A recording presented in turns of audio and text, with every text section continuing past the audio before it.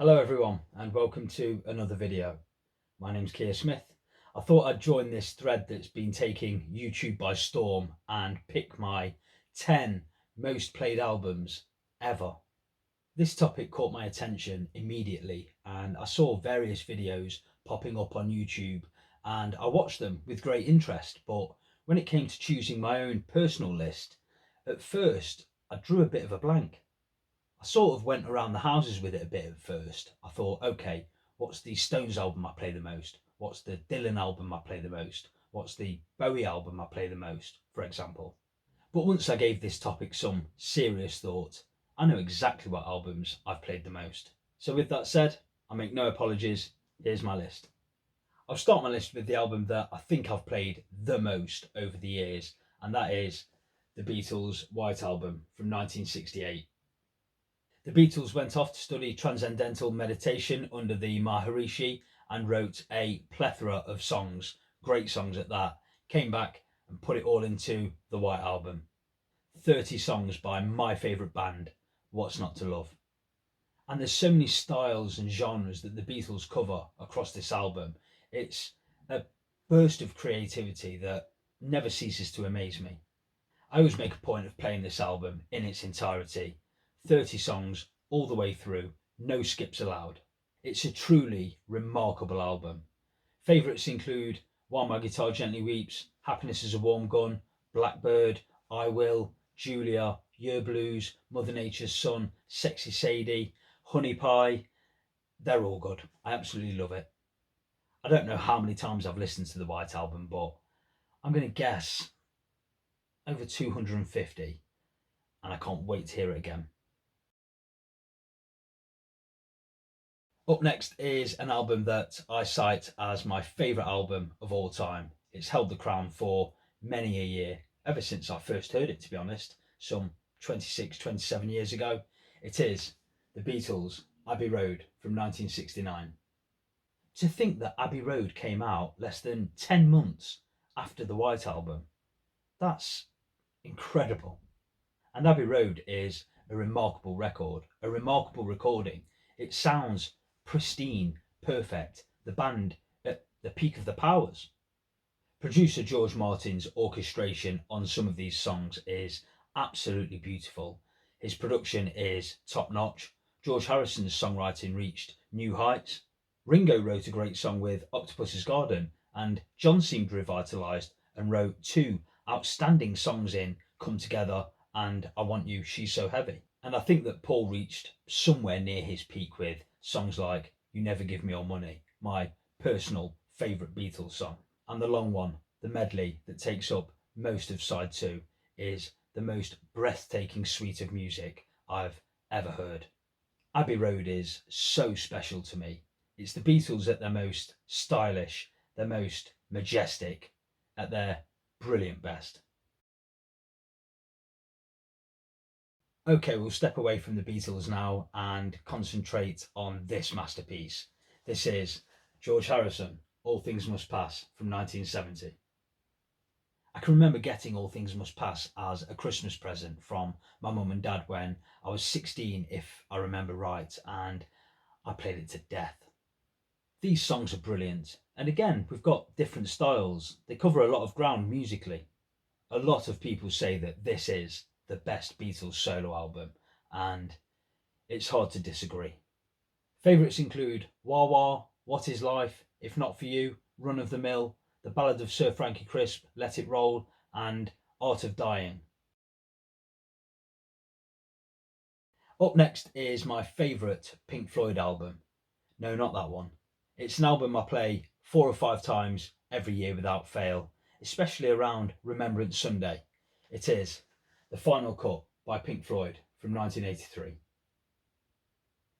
I have such a strong emotional connection with this album that's hard to describe. The album's kind of split into two for me. The first side focuses on the war hero returning and his struggles to readjust to modern life.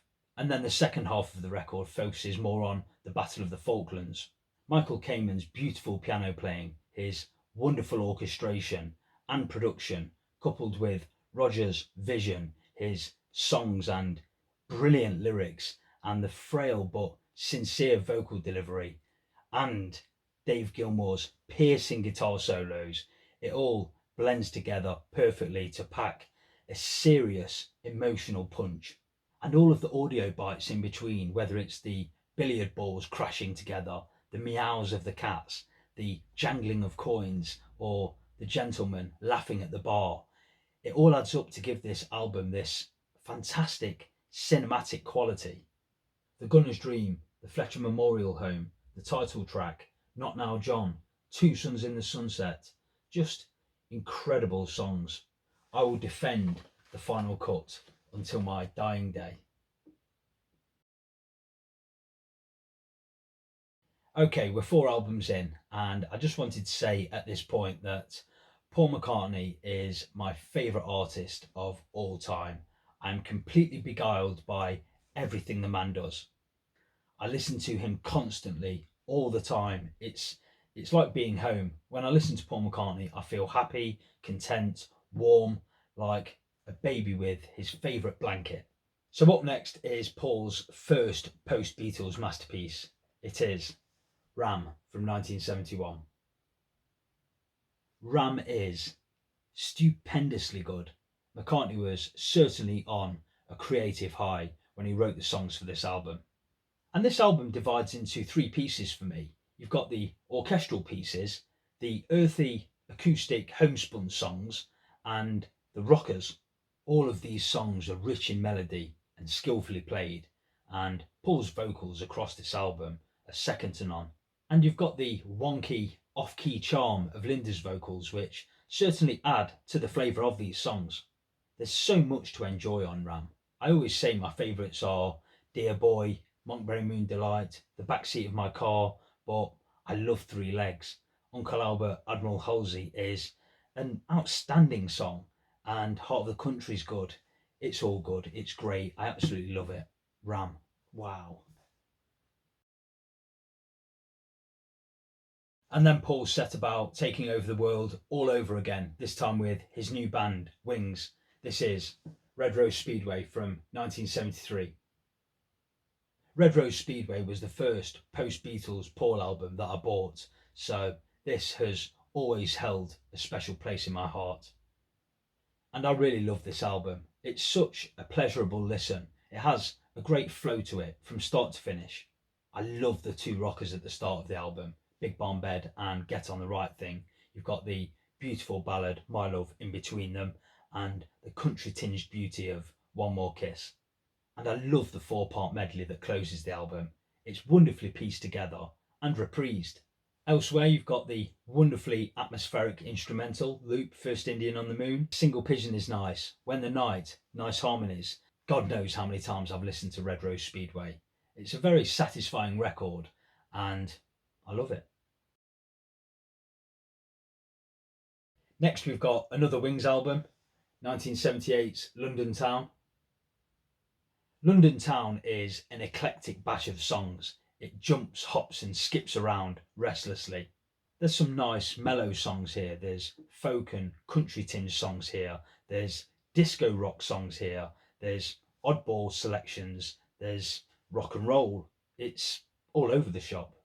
And if I had to choose an album that I played the most in the last calendar year, say, I'd say it was London Town. I'm 42 now. I know, I don't look it. But I bought London Town when I was 16 and I've played it endlessly. It's a brilliant album and criminally underrated. And Paul's wingman, Denny Lane, co-writes 5 of the 14 tracks on this album. So kudos to Denny, and he comes up with one of my personal favourites, Deliver Your Children.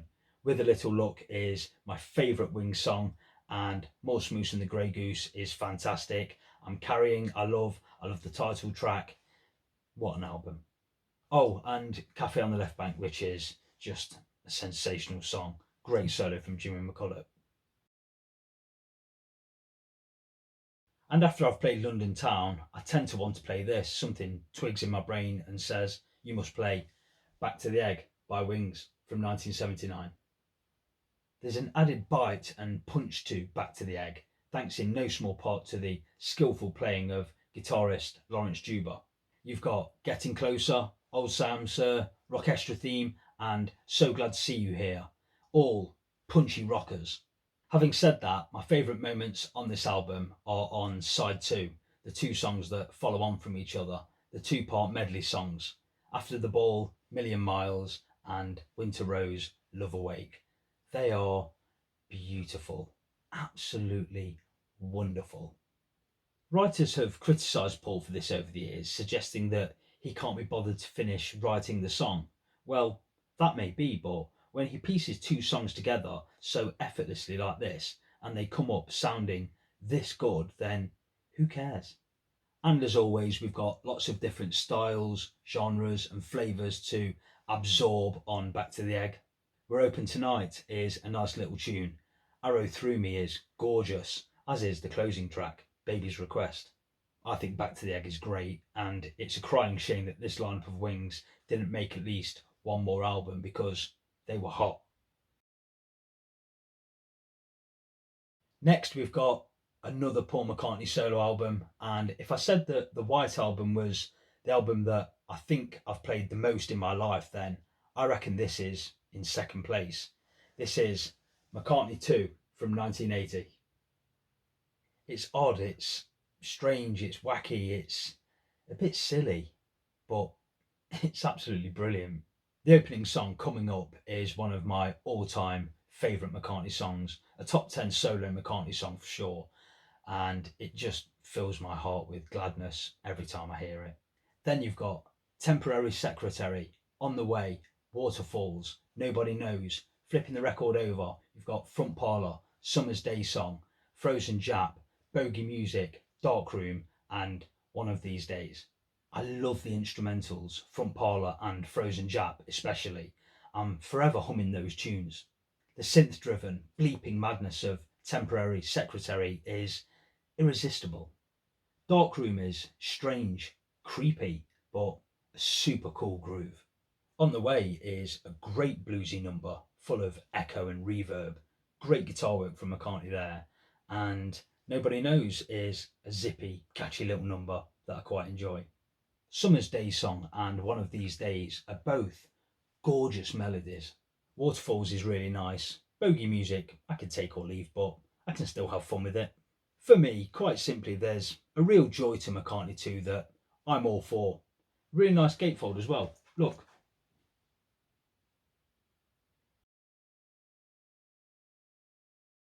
And finally, album number 10. And I got a little bit stuck here. I'd got the previous 9 together, and then I thought, what's the final album? I knew it was going to be another McCartney album, but I thought, well, maybe it's Wings, Band on the Run, or Venus and Mars. And then I thought maybe it's Paul's Off the Ground album, but I've settled on this, and it's an album that I know I play a lot, so it's Press to Play from 1986. This is by no means McCartney's best album. It's not anywhere near my favourite McCartney album. It's full of those 80s affectations production wise, but I do like it a lot. When this album's good, it's really good.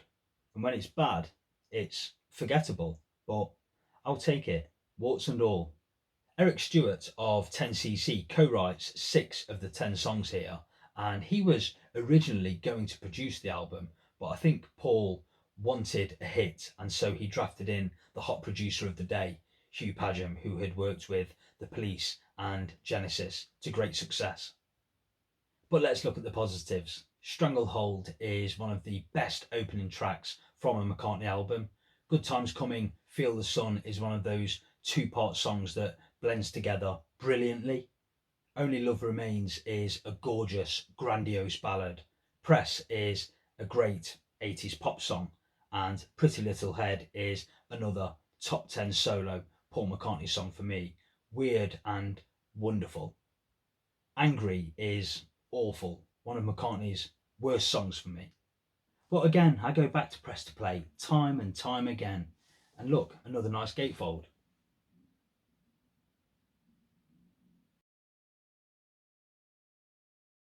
So there you go, honest and true, the 10 most played albums of my lifetime. This has been fun. I am definitely going to listen to McCartney II again tomorrow, and I'm looking forward to it. Please leave me a comment and let me know what you think of these albums that I've chosen, and as soon as I've got my head from out of Paul McCartney's backside, I'll come down and reply as soon as possible. Other than that, thanks in advance to everyone who watches this video. I appreciate it. Peace and love.